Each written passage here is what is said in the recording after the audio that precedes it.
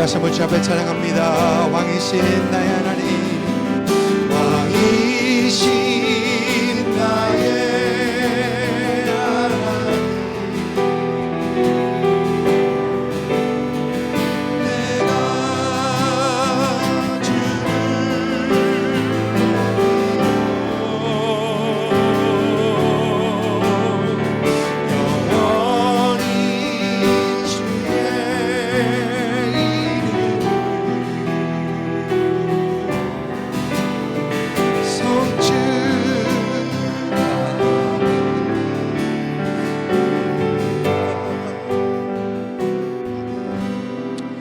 사랑의 하나님, 왕이신 우리 하나님 아버지 참 감사합니다.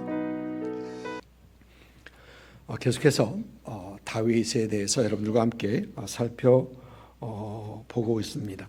지난주에는 하나님의 전을 지어드리기 원하는 그 다윗의 마음을 살펴보면서 그 마음을 잘 아시는 하나님께서는 다윗이 전을 짓는 것은 허락하지 않으십니다. 그러나 다윗의 그 마음은 하나님께서 받으시고 다윗을 축복하시는 것을 우리가 봤습니다. 다윗을 향한 하나님의 축복은 첫째가 다윗의 이름을 위대하게 하시겠다라는 것이었고, 둘째는 하나님께서 다윗을 위하여 집을 지어 주시겠다라고 하십니다. 지난주 말씀에서 우리는 다윗처럼 하나님을 기쁘시게 하려는 그 마음으로 우리가 하나님을 더 알아가고 예수님 말하고 자랑하는 것에 최선을 다해야 함을 우리는 생각해 봤습니다. 이렇게 하나님을 기쁘시게 하는 여러분이 되시기를 다시 한번 주님의 이름으로 축복을 드립니다. 그런데 하나님을 전심으로 기쁘게 하기 원하는 이런 다윗도 우리가 생각하기에도 너무 큰 죄를 짓습니다. 다윗의 죄를 살펴보면 이렇습니다. 다윗은 밧세바라는 여인과 간음을 합니다. 우리 성경을 보니까 밧세바를 엘리암의 딸 그리고 우리아의 아내라고 되어 있습니다. 밧세바의 아버지 엘리암은 우리 성경을 또 살펴보면 아히도벨이라는 사람의 아들입니다. 당시 아히도벨이라는 사람은 다윗의 모사, 즉 다윗 곁에서 조언을 해주는 그런 사람이 바로 이 아히도벨이었습니다. 그러니까 밧세바는 다윗의 곁에서 다윗의 모사로 있었던 아히도벨의 손녀입니다. 그런데 다윗이 누구를 건드렸느냐? 이 자신의 측근 그 모사인 아히도벨의 손녀를 건드린 겁니다. 그리고 그 손녀 사위 되는 우리아를 살해한 것입니다. 여러분 아마 그렇기 때문에 나중에 압살롬이 다윗을 반역했을 때 그 아히도벨은 다윗을 배신하고 압살롬 편에 서지 않았나, 그런 생각도 분명 해보게 되는 것이죠. 이렇게 다윗은 밧세바와 간음을 합니다. 그리고 밧세바가 임신했다라는 말을 듣고 이제 밧세바의 남편 우리아를 전쟁터에서 불러들입니다. 자신의 간음한 걸 덮으려는 것이죠. 그런데 충성스러운 이 우리아는 집에 가서 자지 않고 군사들 틈에서 잡니다. 그러자 다윗은 우리아에게 요압에게 보내는 편지를 들려서 전쟁터로 다시 돌려보냅니다. 그 편지 내용은 우리아를 치열한 그 전선으로 내보내고 그 다음에 군사들을 뒤로 물려서 우리아를 죽게 하라라는 그 내용입니다. 충성스러운 그의 신복을 죽이라는 것이죠. 그리고 우리아는 그 편지가 자기를 죽음으로 내어 몰아내는 그런 편지인 줄 모르고 그 편지를 또 충성스럽게 전하게 됩니다. 이렇게 다윗은 충성스러운 부하 우리아를 살해를 하게 됩니다. 그리고 우리아가 죽은 후에 다윗은 이제 아무런 일 없었던 것처럼 밧세바를 이제 왕궁으로 데리고 와서 아내 삼습니다. 어느 주석가는 밧세바를 왕궁으로 데리고 와서 아내 삼는 이 다윗의 모습을 보면서 이렇게 말합니다. 우리아를 살해하고 마치 그 전리품을 얻듯이 밧세바를 취하였다. 우리아를 살해하고 전리품으로 그걸 취하였다라는 이런 다윗의 행동은 그 주석가는 다윗의 모든 범죄 중에서 가장 가증스러운 범죄다, 죄다라는 어떤 그런 얘기를 합니다. 다윗의 밧세바와 가늠했던 내용입니다. 또 다윗의 죄는 이 간음죄뿐만 아니고 우리아를 살해했던 그 살인죄 있었고요.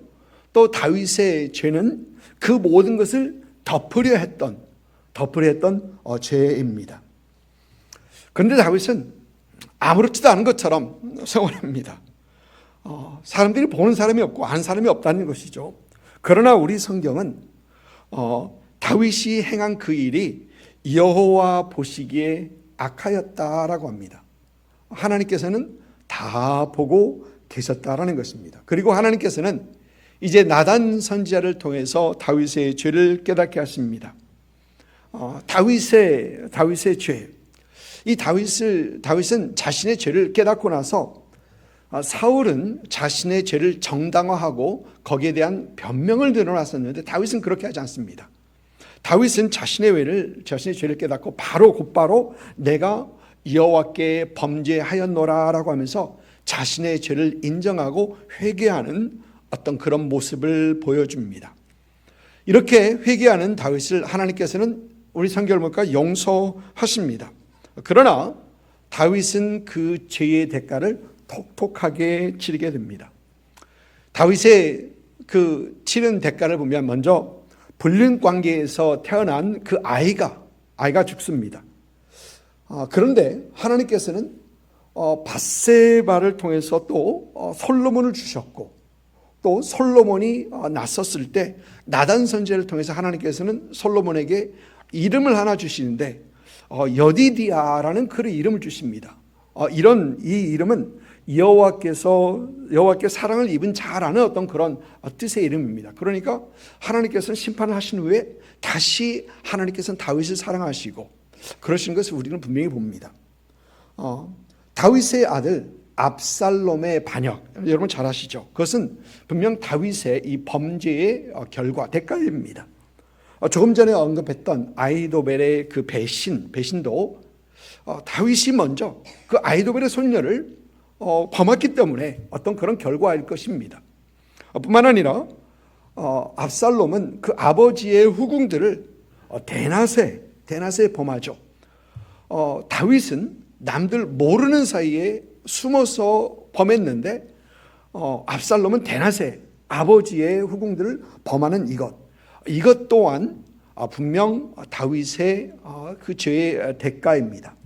우리 성경을 보니까 압살롬에게 아버지의 후궁을 범하소서라고 조언했던 사람이 다름 아닌 아히도벨입니다. 아히도벨이 그렇게 하라고 했더라고요. 보니까 자신의 손녀를 범한 그 다윗에 대한 어떤 그런 반감을 가지고 분명히 그런 조언을 했겠구나라는 그런 생각을 하게 되는 것이죠. 이렇게 다윗의 가정은 발칵 뒤집혔고요. 다윗의 후궁들은 범함을 당했고요.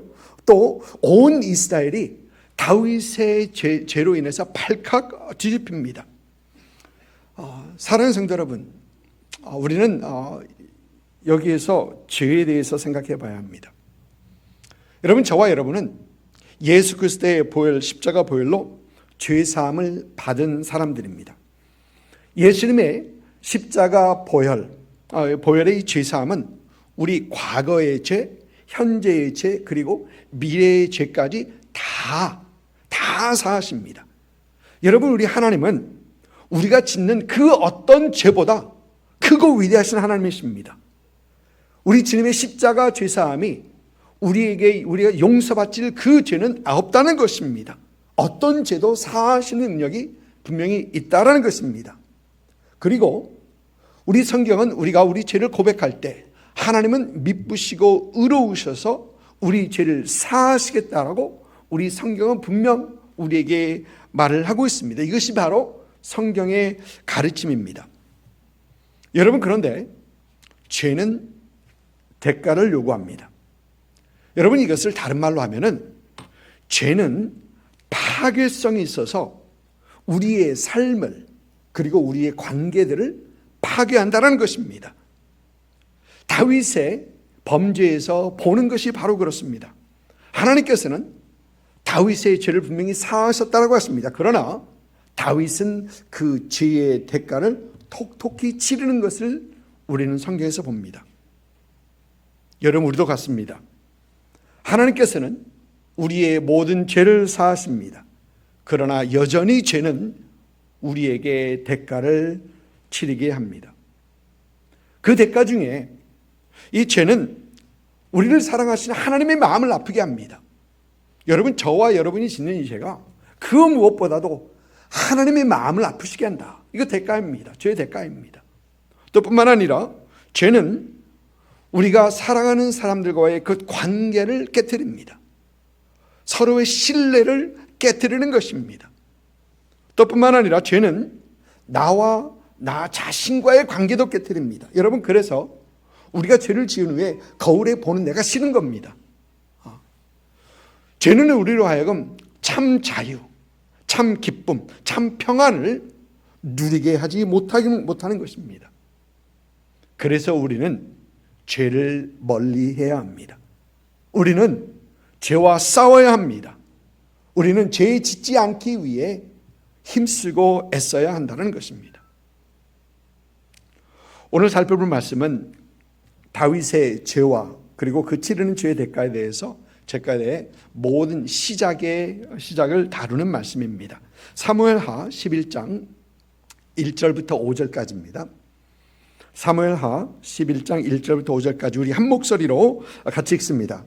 그 해가 돌아와 왕들이 출전할 때가 되매 다윗이 요압과 그에게 있는 그의 부하들과 온 이스라엘 군대를 보내니 그들이 암몬 자손을 멸하고 랍바를 에워쌌고 다윗은 예루살렘에 그대로 있더라.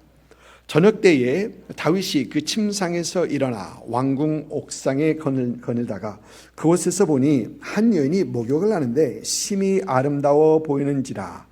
다윗이 사람을 보내 그 여인을 알아보게 하였더니 그가 아르되 그는 엘리암의 딸이요 햇사람 우리아의 아내 밧세바가 아니니까 하니 다윗이 전령을 보내어 그 여자를 자기에게로 데려오게 하고 그 여자가 그 부정함을 깨끗하게 하였으므로 더불어 동침하며 그 여자가 자기 집으로 돌아가니라.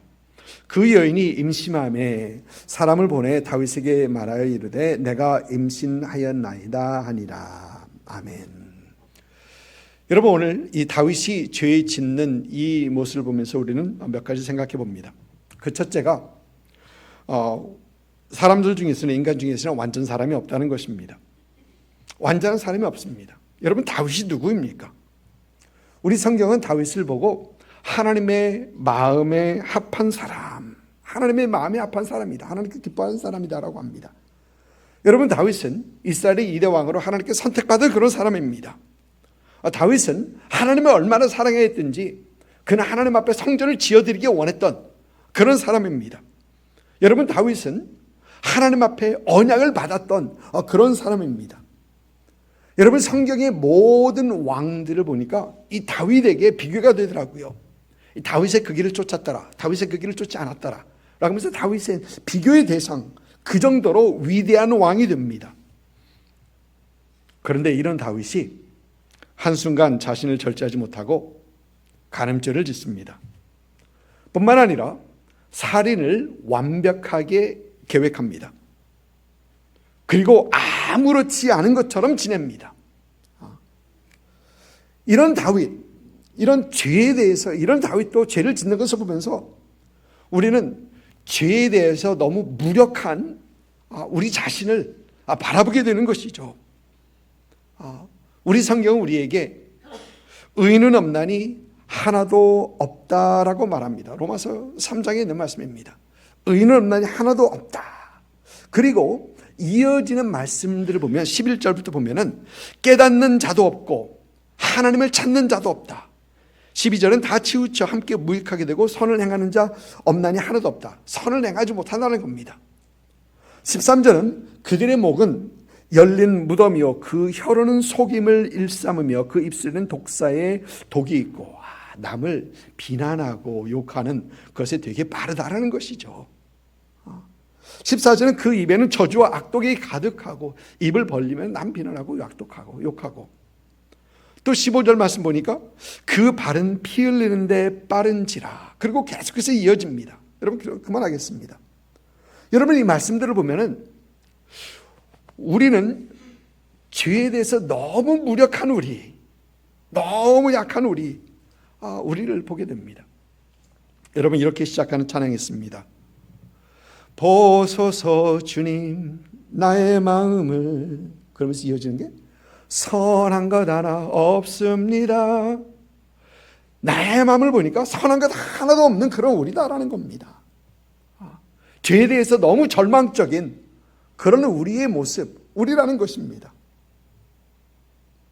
그런데 로마서의 그 말씀들을 보면서 또 이 말씀들은 우리로 하여금 예수 그리스도의 십자가 보혈의 은혜, 아들을 보내신 하나님의 은혜, 십자가에서 저와 여러분의 죄를 사해 주신 그 주님의 크신 은혜를 우리는 또 생각하게 합니다. 보잘것없는 우리, 선한 것 하나 없는 우리를 구하신 그 하나님의 은혜에 감사하게 되는 것이죠. 완전하지 못한, 아니 허물 많은 우리, 죄에 대해서 완전 무력한 우리 죄를 사하시게 하여 완전하신 하나님께서 인간이 되시고 이 땅에 오시고 또 완전히 흠없는 그런 삶을 이 땅에서 사시고 또 우리를 위하여 십자가에 달려 돌아가셔서 누구든지 저를 믿는 자마다 멸망치 않고 영생을 얻게 하시는 그 하나님의 은혜, 그 하나님의 은혜를 우리는 기억하게 되는 것입니다. 사랑하는 성도 여러분, 죄에 대하여 무력한 우리, 그러나 십자가의 은혜로 세워져 가시는 그런 여러분 되시기를 주님의 이름으로 축복을 드립니다. 둘째로 오늘 말씀에서 우리가 생각하는 것은 우리는 죄에 대해서 한순간도 방심하면 안 된다는 것입니다. 여러분 다윗이 왜 범죄합니까? 다윗은 일시적으로 방심합니다. 지난주 말씀에서 우리는 하나님께서 주위에 있는 모든 원수를 무찌르사 왕으로 다윗에게 궁에서 평안히 살게 하셨다라는 그런 말씀을 살펴봤었습니다. 물론 주위에는 아직도 전쟁이 있습니다. 그러나 하나님께서 그 모든 전쟁에서 다윗에게 승리를 주십니다. 오늘 말씀 1절을 보니까 그 해가 돌아와 왕들이 출전할 때가 되매라고 합니다. 당시 그들은 전쟁을 비가 자주 오는 그 계절은 피하고 비가 안 오는 계절을 통해서 그때 그들은 전쟁을 합니다. 비 오면 양쪽 다 힘들고 어려우니까 그들은 날씨 좋은 때를 선택해서 전쟁을 하게 되는 것이죠. 그런데 그때 보니까 다윗은 요압과 그에게 있는 그 부하들과 온 이스라엘 군대를 보냅니다. 그런데 다윗은 예루살렘에 그대로 있었더라. 암몬과 전쟁 중인데 다윗이 굳이 가지 않아도 충분히 이길 수 있는 그런 전쟁이었다라는 것입니다. 그래서 다윗은 왕으로 출전해야 되는데도 출전하지 않고 보니까 2절 보니까 저녁 때에 침상에서 일어나 저녁 늦게까지 자고 있었습니다. 여러분 여기서 우리가 보는 이 다윗의 모습은 느슨해져 있는 모습이죠. 방심의 그주를 놓고 있는 그런 다윗의 모습입니다. 로마에 가보면 카타콤이 있습니다. 초대교회 성도들이 목숨을 걸고 신앙을 유지했던 곳이 바로 이 카타콤이죠. 당시 성도들은 로마 시내에 있으면 잡혀 죽고 또 신앙생활 할 수 없으니까 그들은 로마의 핍박을 피해 야산으로 들어가 그 산을 파고 지하로 내려가기 시작합니다. 그리고 그들은 그 어둡고 축축한 곳에서 또 수많은 사람들이 그 안에 죽어 시체 냄새가 진동하는 그곳에서 그들은 숨어서 생활하면서 신앙생활을 했던 것입니다. 바로 이것이 카타콤입니다. 그런데 이 카타콤을 살펴보면 사도 바울이 왔다 간 그 흔적을 기록한 토판, 그리고 사도 베드로가 와서 설교한 그 내용을 담고 있는 그 토판도 거기 카타콤 안에 있다고 합니다. 이런 곳에서 성도들은 신앙을 지킵니다. 이런 방심할 수 없는 곳에서 성도들은 신앙생활하는데 그들의 신앙은 살아있었습니다. 그들의 신앙은 누가 뭐라 해도 하나님 붙잡고 있는 살아있는 그런 신앙이 있었습니다. 여러분, 그런데 로마가 기독교를 국교로 정하고 나니 이제 교회 안에 사람들이 몰려들기 시작합니다. 전도하지 않아도 수많은 사람들이 교회로 몰려듭니다. 또 교회에는 사람들이 많아지니까 재정으로도 충분해집니다. 지도자들은 기도하지 않아도 되었고 성도들은 이제 목숨을 내걸고 신앙생활을 하지 않아도 되었습니다. 이러한 안일함 속에서 교회는 영적으로 죽어가더라. 영적으로 죽어가더라는 것입니다. 긴장하고 있었을 때는 영적으로 살아있더니 안일함 속에서는 영적으로 죽어가더라라는 것입니다. 러시아 문호 톨스토이의 단편에 그 단편 우화에 마귀와 빵 한 조각이라는 그 짧은 이야기가 있습니다. 어떤 농부가 열심히 일을 합니다. 일하다가 지치면 나무 아래 둔 그 빵쪽 점심 한 조각을 먹고 또 힘을 내어 또 열심히 일을 합니다. 마귀들이 그를 보면서 저를 타락해야 되겠다라고 생각하며 전략을 짭니다. 그 농부가 인생을 원망하고 저주하게 만들어야 되겠다라고 하는 것입니다. 어느 날 농부는 보니까 자기가 두었던 그 나무 밑에 그 빵이 없어졌습니다. 누가 훔쳐간 겁니다. 그런데 마귀가 예상한 것과는 달리 농부는 나보다 더 배고픈 사람이 있었던 거군 하면서 그 사람이 그 빵 먹고 가서 회복하면 참 좋겠다. 나는 이 점심 한 번 안 먹는다고 내가 뭐 죽진 않겠지라고 하면서 차라리 그 빵을 먹은 사람이 잘 되었으면 하는 그런 기도를 합니다. 이 일로 그 마귀 쫄병들은 이제 대장한테서 혼인합니다. 너희들은 일하는 것이 왜 이 모양이야? 전략 좀 바꿔봐. 라고 하면서 이제 마귀는 오랫동안 고민하면서 마침내 좋은 방법을 생각해냅니다. 마귀는 농부에게 풍성한 수확을 주기 시작합니다. 그 농부는 가뭄이 오거나 홍수가 나든지 계속해서 풍성한 수확을 얻게 됩니다. 너무 풍요로워지니까 또 곡식이 남으니까 이 농부는 이제 남는 곡식으로 술을 만듭니다. 술을 만들어서 처음에는 혼자 마시다가 그 다음에는 나중에 친구들을 불러서 여럿이 같이 마시게 됩니다. 그리고 이제 농부는 힘들 때마다 그 술을 계속해서 마시기 시작합니다. 그리고 술 마시고 술 취하고 나니까 그 안에 있던 더러운 이야기, 죄악, 이 모든 것이 다 쏟아져 나오게 되더라는 겁니다. 그래서 마귀가 그 쫄병을 불러서 비결을 묻습니다. 그러니까 그 쫄병하는 대답이 농부에게 필요한 것보다 조금 더 주었을 뿐입니다. 필요한 것보다 조금 더 주었을 뿐입니다 라고 대답했다고 합니다. 여러분, 우리가 그렇습니다. 힘들고 어려울 때, 삶에 아픔이 있고 고난을 받을 때 우리는 하나님을 붙듭니다. 하나님을 찾고 하나님을 의지합니다. 여러분, 그런데 우리가 넉넉해지는 순간, 승진하게 되면, 마음에 여유가 생기고 누리는 게 있으면 우리는 죄에 대한 방심을 늦추게 됩니다.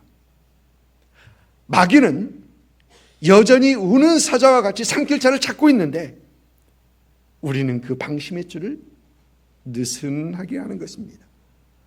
그리고 유혹을 받고 넘어지는 것입니다. 여러분, 성경은 우리에게 항상 깨어있으라고 합니다. 예수 믿지 않는 사람처럼 잠자지 말고 오직 깨어 정신을 차리라고 합니다. 이 말은 항상 영적 긴장감을 늦추지 말라는 말입니다. 여러분, 다윗이 있어야 할 것은 왕궁이 아니었습니다. 다윗이 있어야 할 것은 그의 편한 침대가 아니었다는 것입니다. 다윗이 있어야 할 것은 긴장감을 늦지 못하는 전쟁터였었고, 다윗이 있어야 할 것은 하나님을 의지할 수밖에 없는 그 전쟁터였던 것입니다. 사랑하는 성도 여러분, 우리는 그 어떤 순간에도 방심하지 않고 영적으로 깨어있는 우리가 되어야 합니다. 그러기 위해서 우리가 해야 할 것은 쉬지 않고 기도하는 것, 하나님의 말씀을 더 붙드는 것, 하나님께서 기뻐하시는 그 일을 위해서 더 힘쓰고 애쓰는 그런 우리, 지금 이 자리에 머무르지 않고 하나님의 나라 확장을 위해서 더 힘쓰고 애쓰는 그런 우리가 되어야 됩니다. 이런 여러분들 있기를 주님의 이름으로 축복을 드립니다. 또 한 가지 짧게 살펴봅니다. 지난주 잠깐 말씀드렸던 포인트입니다. 다윗이 하나님의 성전을 바라봤을 때 우리는 다윗에게 하나님을 기쁘시게 하고자 하는 그 마음이 있었던 것을 봤습니다. 그러나 다윗이 하나님의 성전이 아닌 다른 곳을 바라봤을 때 다윗은 유혹을 받습니다. 넘어지고 결국 죄를 짓습니다. 여러분, 우리는 이런 다윗을 보면서 우리는 있는 이 자리에서, 우리 이 자리에서 우리는 하나님을 바라봐야 하는 그런 우리가 되어야 됨을 봅니다. 히브리서 12장 2절 말씀은 믿음의 주요 온전케 하시는 이인 예수를 바라보자라고 합니다. 여러분, 여기서 바라본다라는 말씀, 이 말씀은 계속해서 주목해야 한다는 얘기입니다. 시선을 떼지 않고 계속해서 바라봐야 한다는 것입니다. 여러분, 왜 우리는 지속해서 우리 주님을 바라봐야 할까요? 그래야 신앙의 길에서 이탈하지 않기 때문에 그렇습니다. 계속해서 주님을 주목할 때 우리는 주위에 던지는 시험과 유혹에 우리는 눈길을 주지 않고 그곳이 주님께서 원하시는, 주님께서 계시는 그곳으로 나아갈 수 있기 때문에 그렇습니다. 여러분, 우리 주위에 여전히 많은 분들이 신앙생활을 한다면서도 주님을 바라보지 못하고 다른 것들을 바라보다가 유혹에 빠지고 시험에 들고 또 우리의 어려운 상황들, 그것들도 보다가 낙심하고 넘어지고 심지어 신앙생활을 포기하는 그런 사람들도 있습니다. 여러분이 성도님들 바라보면 많은 분들이 삶의 어려움 속에서 힘들어하고 계십니다. 전하다 보면은 힘들고 어려운 것을 말씀하십니다. 그런데 여러분, 그의 삶의 어려움 속에서, 삶의 고통 속에서, 삶의 아픔 속에서 여전히 우리가 바라봐야 할 분은 하나님이십니다. 여전히 우리는 하나님께 우리 시선을 고정시켜야 합니다. 여러분, 십자가 고통을 견디신 우리 주님께서는 우리의 고통과 아픔을 이해하시는 분이십니다. 주님은 이해 못해. 하나님께서 어떻게 우리 아픔을 이해해? 하나님께서 이해하십니다. 주님께서 그것을 견디셨거든요. 여러분, 십자가에서 홀로 온갖 수모를 다 받으신 우리 주님께서는 우리의 어려움, 우리의 외로움, 우리 주님께서 이해하시고 우리를 도우시는 분이십니다. 여러분, 그래서 우리는 힘들고 어려울 때, 아픈 시간을 지날 때 우리는 주님을 바라봐야 한다는 것입니다. 사랑하는 성도 여러분, 삶의 어려운 시간을 지나고 계십니까? 누구에게도 말하지 못하고 혼자 감당할 수밖에 없는 그 아픔을 안고 그로 인한 외로움 때문에 몸부림치고 계십니까? 여러분, 주님 바라보십시오. 우리 상황을 이해하시고 우리 상황을 잘 아시고 이해하시는, 또 도우시기 원하시는 그 주님을 여러분 바라보십시오. 누가 그러더라고요. 도움은 도움을 요청하는 것으로부터 시작한다. 하나님 앞에 도움을 청할 때 우리 주님께서는 그 손 내밀어 주시는 것입니다. 우리가 주님을 바라볼 때 우리는 우리를 유혹하는 그 시험을 이길 뿐만 아니라 우리에게 다가오는 큰 시련도 이길 수 있는 것입니다. 지금 이 시간 여러분의 눈을 들어 하나님 바라보시는 그런 여러분 되시기를 주님의 이름으로 축복합니다.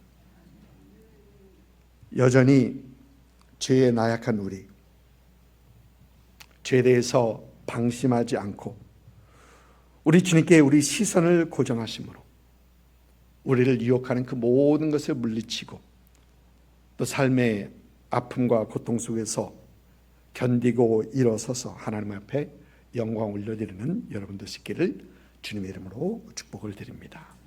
아멘. 이제는 우리 주 예수 그리스도의 은혜와 아버지 하나님의 극지하신 사랑하심과 성령님의 감화 감동 역사하심이 오늘 말씀을 통해 죄에 연약한 우리 자신을 보며 영적으로 방심하지 않고 깨어 죄를 이기신 우리 주님께 시선을 고정함으로 죄의 유혹을 물리치고 또 죄와 싸워 이김으로 하나님을 기쁘시게 하며 하나님께 큰 영광 올려드리기를 소망하시며 또 이를 위하여 결단하시는 오늘 예배에 함께 하신 모든 성도들 위해와 그들의 가정과 사업체와 일터와 우리 템파하는 장로교회 위에와 또 예수를 주로 고백하는 모든 교회 위에 지금으로부터 영원토록 함께 하시기를 우리 구주 예수님의 이름으로 축원하옵나이다.